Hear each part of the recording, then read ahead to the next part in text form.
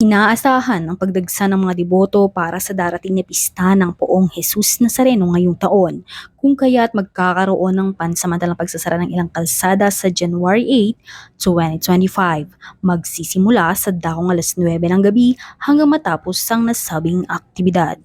Northbound at southbound lane ng Quezon Boulevard, mula A. Mendoza Fagosa Street hanggang Quezon Bridge, diretso sa P. Burgos. Westbound lane ng Espanya Boulevard, mula P. Campa hanggang Lerma Street, kahabaan ng Evangelista, mula Recto hanggang Villalobos. Northbound lane ng Rizal Avenue, mula Carriedo hanggang Recto Avenue, kahabaan ng Gonzalo Puyat, mula Quezon Boulevard hanggang Rizal Avenue. Carriedo, mula Plaza Lacson hanggang Evangelista. Carlos Palangka Street, mula P. Casal hanggang Plaza Lacson. Arlegui, mula Quezon Boulevard hanggang Legarda. Westbound lane ng Legarda, diretso hanggang P. Casal mula Recto hanggang Carlos Palangka. San Rafael, Plaza del Carmen, mula Legarda hanggang Quezon Boulevard. Kahabaan ng Loyola hanggang Recto hanggang Bilibid Viejo at northbound lane ng MacArthur Bridge.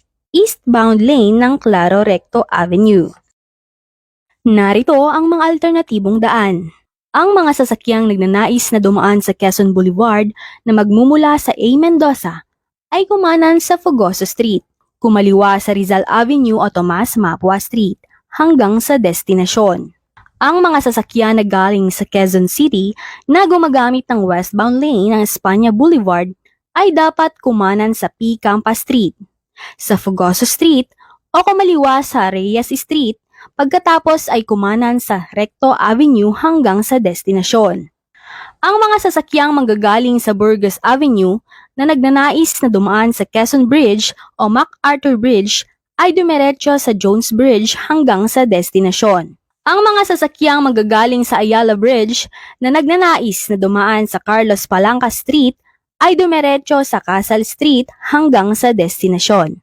Ang mga sasakyan naman na manggagaling sa Santa Mesa na nagnanais na gamitin ang westbound lane ng Legarda ay kumanan sa Recto Avenue hanggang sa destinasyon. Mula dito sa Timbulan ng Laya at Diwang Dakila, ang lungsod ng Maynila. Sa ilalim ng pamumuno ni Police Brigadier General Arnold Thomas C. Ibay, hangad namin ang ligtas at mapayapang pagdiriwang ng Poong Jesus Nazareno ngayong 2025.